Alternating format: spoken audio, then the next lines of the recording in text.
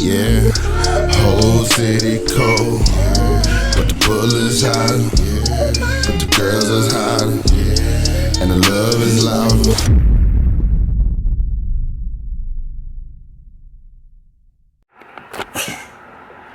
What's up, man? It's your boy Quizzy, man. I'm back today, and of course, guess what? I got another video, man. Hey, if y'all like the intro, man, hey, if you want to be in there and in the intro, one, you got to join the family, you got to subscribe. Also, you got to go down, you got to hit that like button, and then the last thing, you just got to leave a good comment. Man, that's all we do is positive vibes, funny, laughter, positive vibes, man. We do some real stuff over here now, I ain't gonna lie, because we got some stuff going on today. Bro, let's keep it going, man. We trying to hit 10K. We trying to do this all day. I got my Fiji water Meta VR gloves, bro. I'm talking about we got to the point where, like, literally the first time in the world in history, the consumers, now I'm not saying the government ain't had shit like this for years, because my dad used to work with he used to work with the space program back in the day, you know what I'm saying? And they had 3D hellas ago, before it came out with to the consumers. So I can only imagine how long they've been having this technology and it's been functional before they decide to bring it to you. But real quick, I got my son in the background. What's up, AJ?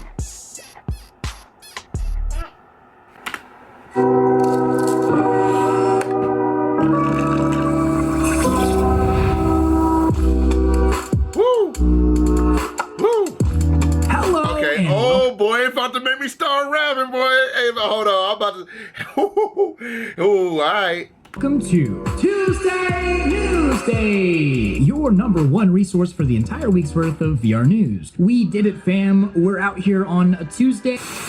Future thrill here. I just checked, still working on this video, and it's Wednesday. So yeah, anyways, today is a refreshing day for the VR space. Ready? Bro, it happens, bro. I swear to God, I'll be having videos planned for one day, it don't get out until the following week after, man. It's all about discipline. I gotta be a little bit more disciplined, y'all. Player 1-esque VR gloves, some ridiculously cool glove prototypes from Meta that are honestly the kind of gloves that you've been waiting for, teeny tiny VR headsets, and finally, more information on the Half Dive, a self-proclaimed Sword Art Online inspired VR device that totally flips VR conventions on their head. That and so much more. Let's just get right into the news. So, starting out, last week I mentioned some... Bro, did you just see that little bubbles? The bubbles pop up like that, bro?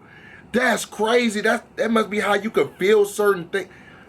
Bro, hey, son, you're gonna have to get an engineering and software degree, okay?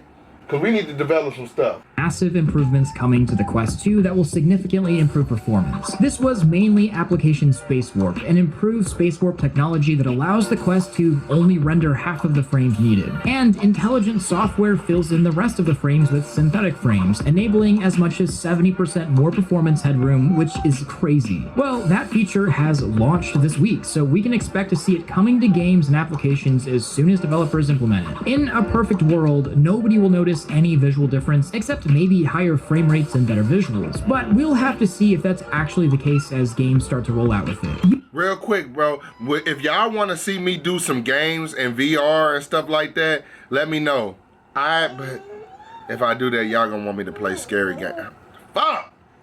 I'm not ready for that, y'all. Usual space warp artifacts don't look so good, but Oculus does say that this new technology is better. So I've been really into tiny VR headsets lately. Right now I'm working on a few videos with the Arpara 5K, a super small and light headset, and also a video using the WOAH micro OLED glasses and throwing a vibe tracker on to see just how small I can get a VR headset. Things just keep getting smaller, and I'm down for it. This is a VR glasses prototype from EM3, codenamed the Ether. Weighing less than 35 grams and only 6.8 millimeters thick, the glasses are stated to contain a micro OLED display with a resolution of 2500 by 2500 per eye, and that shit look like the Google Glass experiment, because Google Glass been on this shit. I am so sad to see that they are not like the leading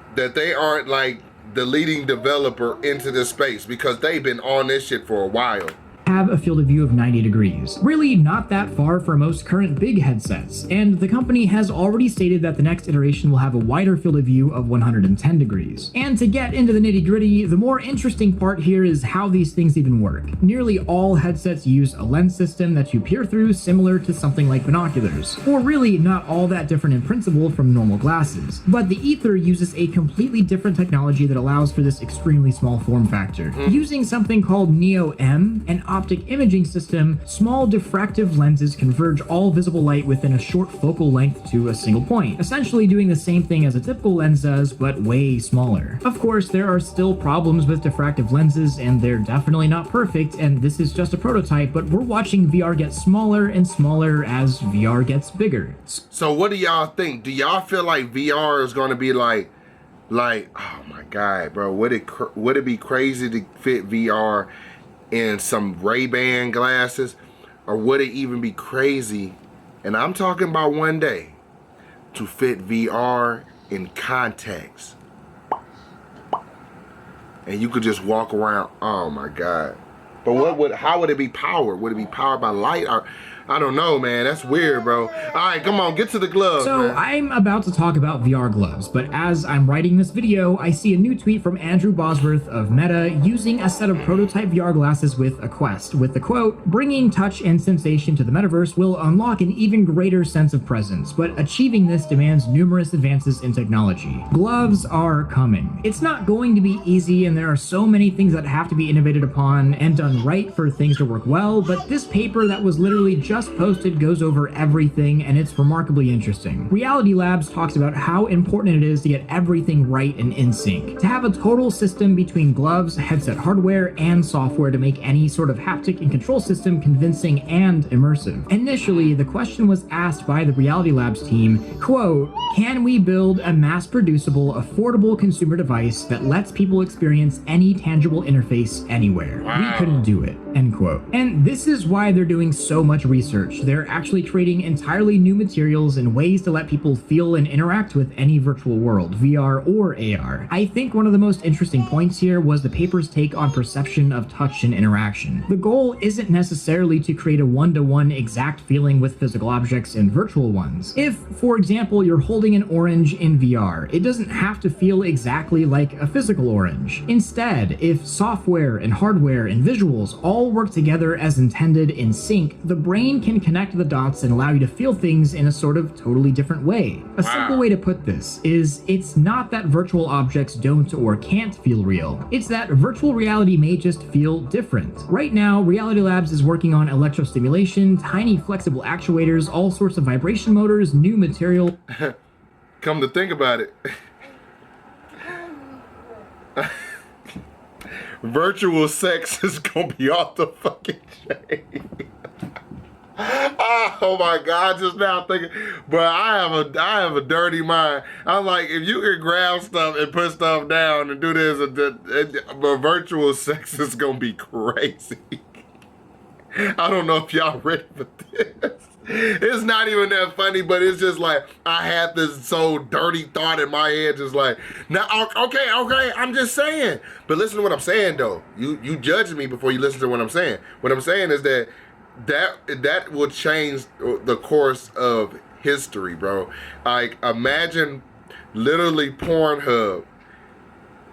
You feel me? You see where I'm going? Tiny threads, but of course it's not consumer ready and it's probably going to be a while to get anything from them. But I'm definitely looking forward to where all of this research leads us. And I'll say it again, gloves are coming and will come. But let's take a step back from prototypes for a hot minute and talk about the now, and staying on the topic of gloves. If there's one thing over the past few years that I have really wanted to be nailed down for VR, even in its rudimentary form, not as advanced as what Meta is researching is what I'm trying to say, it is still VR gloves. Look, controllers are fine and they have their place for many things. It's still the easiest way to get button input and to accomplish locomotion. However, I don't know about you, but I've always imagined a world where we transition to using gloves for everything in VR. Of course, games would have to be designed around that to no longer utilize raw button inputs, but the increase in immersion would be fantastic, especially if these gloves had any sort of haptics. So far though, I have tested gloves, even built VR gloves, but but nothing quite hits that easy to use and easily available point. But I have recently caught wind of a company, Senso, that has a set of pretty decent looking SteamVR compatible gloves that work with just about everything, and like I said, they are SteamVR compatible right out of the box. Okay. I don't have any experience with them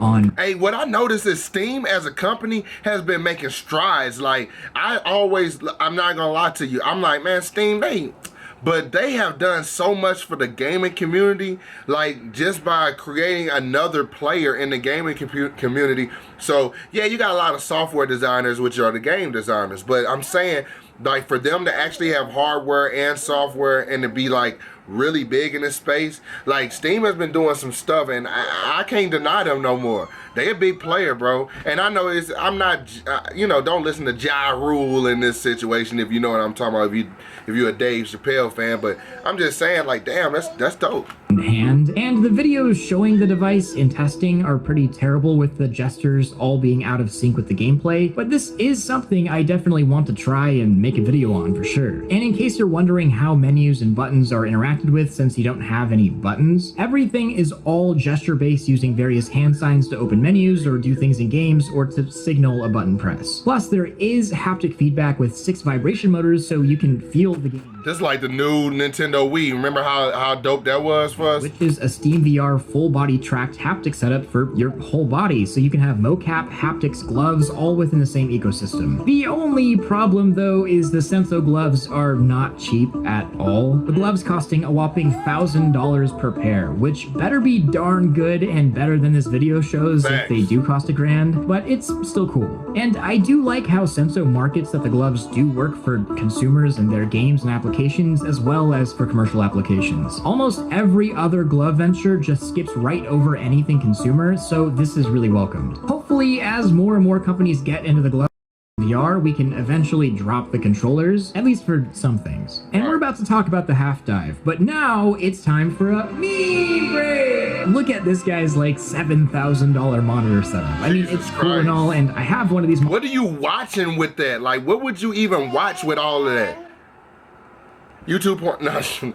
Nah, like, what would you even watch with all of these monitors, bro? Like, he gotta be in crazy. This nigga is living on a spaceship. That is not a house, that is a spaceship. Monitors, and I love it. But at this point, it's a legitimate... Look what they need to mimic a fraction of our power. At that price, you could just get a Vario or something, and it'd probably look even better with more screen real estate. But oh well. Back to the news. So let's finally talk about the half dive. I don't think I've ever been sent a topic so many times over the past few months as I have been sent the half dive. I covered it way back when it was first announced, but there's been quite a bit more information on it since, and it's really interesting. If you've never heard of it, this is a headset that, by the creator's words, was directly influenced by Sword Art Online. Well, probably except for the dying part, which is apparent in the name, half dive. And it's interesting because the device is a completely different take on virtual reality. Instead of the traditional headset on the head and moving around, the half dive is a nearly completely stationary device by Tokyo-based company DiverX. And some of you automatically would think, why would I want to play VR laying down? Isn't the point of VR to get up and move around like you're in the game? But I think you're asking the wrong question. Instead of why would you do this, I'd ask why do this in general and what does it offer? And that's where the half dive gets interesting. VR is completely tied down by keeping devices as small and light as possible, which is good, but there's a lot of technology that could be utilized, it's just too heavy and cumbersome to have on a face. So they decided to make the headset stationary and take your face to the headset. The company calls this a 4.5 degree of freedom headset. Instead of moving your entire body, foot sensors are used to detect small changes in the angle of rotation of the ankle. So you just slightly pedal your feet to walk. Full hand controllers will be used, and they look pretty similar to the Valve Index controllers in most ways, but the real meat of the half dive comes to what they've squeezed into the package that doesn't move. A full surround sound speaker setup, a wind simulator using fans, vibration feedback and haptics, and a wire resistant system so you can grab objects or you can be stopped whenever there are virtual objects. Your arms will just be held back, simulating an actual object being in a space. The lens system and optics are also interesting, using a pretty low resolution of 1600 by 1440 per eye, which is pretty low considering they could have used nearly any displays regardless of weight here, but the field of view is at 134 degrees. The next magic is a varifocal lens setup, using a variety of lenses and lens types to... This is too much damn information. Golly, bro, this is a lot.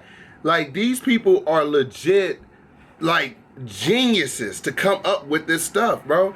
I'm still trying to figure out how to use a Sony Alpha 5100 camera, and you're talking about you got lens setups that has lens setups that has lens setups, people laying down and they doing stuff like going into a whole nother magical world. But imagine role-playing games like Dragon Quest, like man, I don't even have to say, like even like God of War and stuff like that. Imagine role-playing games in a VR headset, man. I ain't gonna lie, some people, they ain't gonna be able to experience, they ain't gonna be able to tell the difference between the real world and VR, and that's gonna be crazy, bro. make the image as clear as possible, which may make up entirely for the lower resolution. And I guess one good thing about the lower res is it makes powering the half dive out of a computer a little easier. This will go live on Kickstarter just next month, and warning, it's not cheap, starting at $700 for the base version without the varifocal lenses, and ranging all the way up to $4,000 for the fully kitted bundle with those varifocals. I don't know, it seems really cool. Maybe if I get like, I don't know, a lot of engagement here, I'd be interested in picking one up if there is interest. So let me know, I guess. And this is a pretty decent chunk of change, but I see where they're going for it, and I think it's cool. And this might seem weird to some people if you're completely out of the know of VR chat or social VR culture, but I actually have slept in VR quite a bit, and I still do relatively consistently. So maybe having a headset that does that really well isn't... Bro, did you just say I slept in VR?